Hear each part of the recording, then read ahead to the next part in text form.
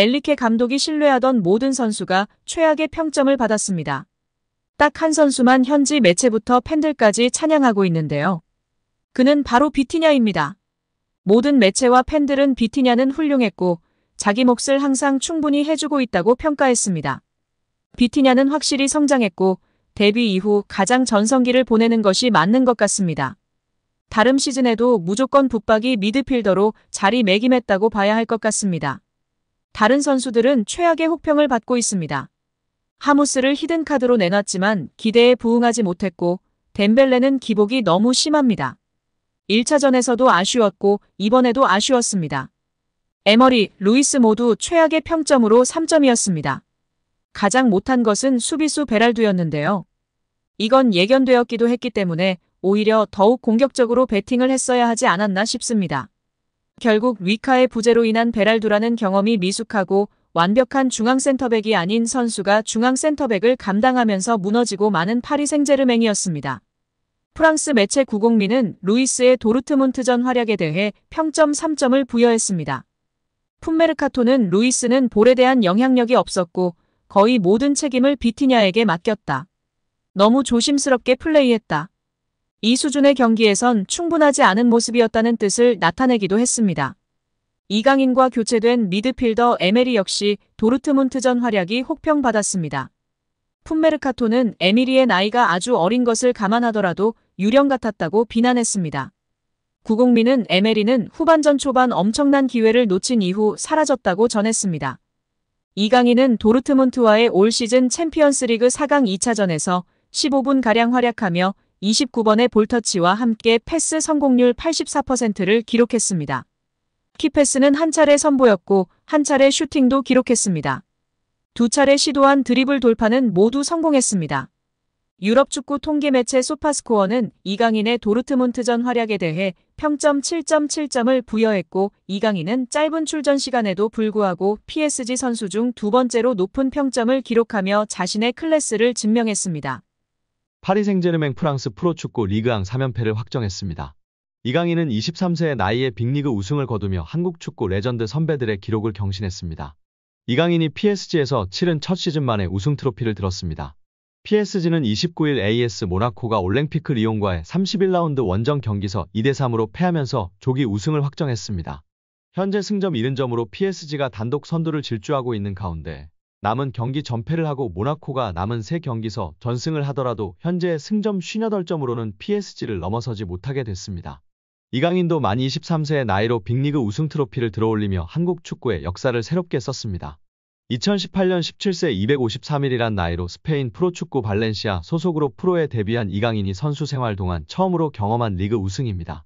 한국 선수가 유럽 5대 빅리그인 잉글랜드, 독일, 스페인, 이탈리아, 프랑스에서 우승을 거둔 것은 역대 4번째입니다.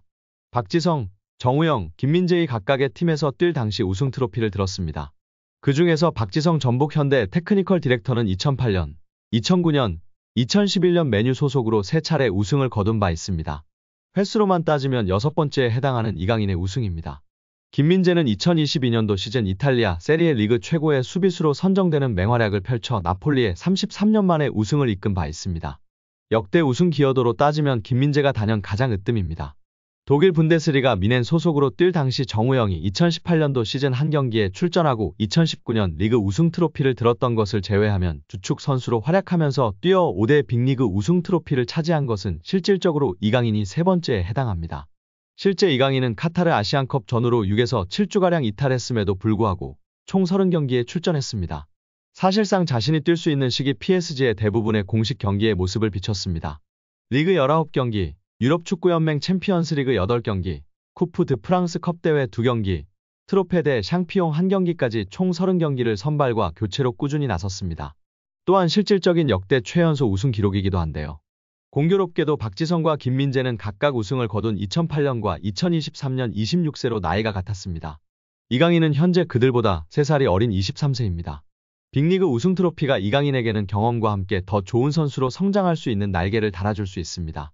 한국 축구의 상징으로의 세대교체도 착실히 진행되는 분위기입니다.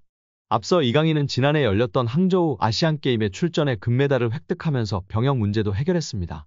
남은 커리어 기간 내내 온전히 유럽 무대에서 활약할 수 있는 발판을 이미 마련해놨습니다.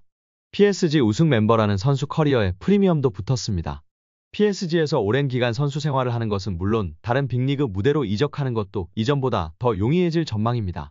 특히 킬리안 음바페가 다음 시즌 레알 마드리드로 떠날 것이 유력해진 가운데 루이스 엔리케 감독의 확실한 믿음 속에 차기 시즌에는 더 중심적인 역할을 맡을 것도 유력합니다. 앞서 이강인은 스페인 마요르카에서 뛸 당시 6골 7어시스트를 기록하며 공격진의 에이스로 활약했습니다. 현재 PSG에서 이강인은 중앙 미드필더와 측면 미드필더, 때로는 측면 공격수와 세컨톱까지 다양한 역할을 오가며 조금 더 팀에 기여하는 방향으로 움직이고 있습니다. 올 시즌 4골 3어시스트로 기록적인 측면에선 아쉬움이 남지만 그만큼 엔리케 감독이 선호하는 맞는 카드였다는 방증도 될 수 있습니다. 우승 멤버로 한 시즌을 충분히 잘 치러낸 이강인인 만큼 차기 시즌 그래서 더 전술적인 중요도가 더 높아질 것으로 기대할 수 있는 이유입니다. 이강인이 속해 있는 파리 생제르맹이 구단 선수단 가치 세계 순위에서 무려 2위를 기록하며 화제입니다. 영국 데일리 메일은 글로벌 통계업체 풋볼 벤치마크의 보고서를 인용해 세계 클럽 선수단 가치 순위를 공개했는데요. 1위는 맨시티입니다. 지난 해에 비해 선수단 가치가 9% 상승했습니다. 선수단 가치는 14억 1,400만 유로 2조 530억 원으로 드러났습니다. 세계 클럽 중 2조 원이 넘은 유일한 팀입니다. 엘링 홀란드, 케빈 더 브라위너, 필 포든 등 세계 최고의 선수를 보유한 데 이어 지난 여름 이적 시장에서 요슈코 그바르디올, 제레미 도쿠, 마테우스 누네스, 마테오 코바시치 등을 영입하며 선수단 가치를 높였습니다. 맨시티는 지난 여름 이적 시장에서 이적료로 총 2억 1,100만 파운드 약 3,570억 원을 썼습니다. 이어 공동 2위에 프랑스 거한 파리 생제르맹과 스페인 명가 레알 마드리드가 이름을 올렸습니다. PSG는 지난 여름 이적 시장에서 이강인을 비롯해 곤살로 하무스, 우스만 덴벨레, 마르코 아센시오, 리카 에르난데스 등 많은 선수들을 영입했습니다. PSG는 15% 상승했습니다. 레알 마드리드는 새로운 에이스로 등극한 주드 벨링엄 영입으로 대표할 수 있습니다. 레알 마드리드는 21%의 높은 상승세를 기록했습니다. 두 팀의 선수단 가치는 11억 5,200만 유로 약 1조 6,726억 원으로 나타났습니다. 4위는 해리케인, 김민재 등을 영입하며 선수단 가치를 높인 바이에른 뮌헨이 차지했습니다. 바이에른 뮌헨의 가치는 10억 2,300만 유로 약 1조 4,853억 원이었습니다. 5위는 바르셀로나입니다. 10억 500만 유로 약 1조 4,591억 원의 가치를 보유한 것으로 드러났습니다. 전 세계 클럽 중 선수단 가치로 순위를 매겼고 그중 2위를 기록한 정말 빅클럽에서 인정받고 있는 우리 이강인 선수가 자랑스럽습니다.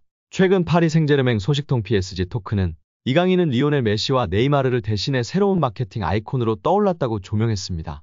이어 프랑스 매체 RMC 스포츠의 기자 다니엘 리올로가 이강인의 존재감에 대해 언급한 내용을 전했는데요. 리올로는 이강인은 히트작이다. 1년에 걸쳐 떠난 스타들의 손실을 보상했다며 메시와 네이마르가 떠나면서 생긴 마케팅 공백을 메웠다고 극찬했습니다.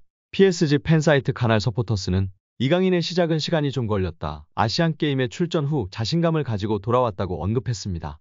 이어 이강인은 PSG의 하이브리드다. 점점 더 중요한 선수가 되고 있다. 플레이메이커 역할을 수행하는 중이며 득점도 선보인다고 극찬했습니다.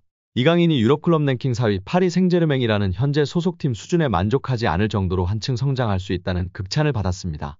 스페인 일간지 디아리오 아스는 1월 31일 프랑스 PSG는 네이마르와 리오넬 메시를 떠나보낸 대신 이강인한테 2,200만 유로 약 318억 원을 투자했다. 그러나 이강인은 여기서 만족하지 않고 한 단계 더 도약하기를 열망한다며 보도했습니다. 스페인 4대 스포츠 신문 중 하나인 디아리오 아스는 당장은 아닐지라도 때가 되면 더 나은 팀에 합류할 만큼 발전할 것이라 짐작하는 관계자가 있다며 소개했는데요. 현재 유럽축구연맹 클럽 랭킹 1에서 3위는 맨체스터 시티, 바이에른 뮌헨, 레알 마드리드입니다. 디아리오 아스는 이강인이 PSG를 전성기 마지막 팀으로 여기고 계속 남을 가능성에 베팅하는 것은 도박이다. 킬리안 음바페가 2024년 여름 이적 시장을 통해 떠난다면 또 다른 거대한 축구 선수가 필요한 이유라고 분석했습니다. 이강인은 2011년 발렌시아 유소년팀 입단을 시작으로 2021에서 2023년 마요르카까지 10에서 22살을 유럽축구연맹 리그랭킹 1에서 2위 스페인에서 보냈습니다. 지난 시즌 마요르카에서는 유럽 5대 리그를 통틀어 네 번째로 많은 드리블 성공을 기록했습니다. 이강인은 지난 시즌 스페인 1부 리그에서 돌파 성공 횟수 2위, 드리블 유효 비율 5위였으며 현재 프랑스 리그에서는 경기당 승점 획득 2위, 90분당 도움 기대값 7위인 상황입니다. 스페인 현지에서 파리 생제르맹의 새로운 왕자로 소개되고 있는 이강인 선수인데요. 이는 루이스 엔리케 감독 등 수많은 스페인 선수와 연관지어 레알 마드리드의 주목도 높여지는 원인 중 하나이며 레알 마드리드의 잠재적인 영입 대상으로 지목될 정도로 스페인 언론에서 주목받고 있다고 전하고 있습니다.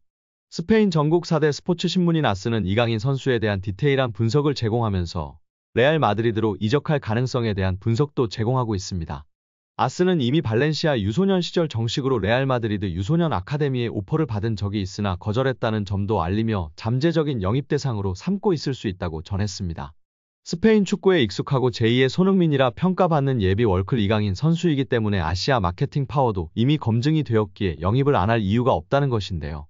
현재 레알의 중원은 크로스, 모드리치 이외의 플레이메이커형 선수가 없기 때문에 충분히 가능성이 존재한다고 전하고 있습니다.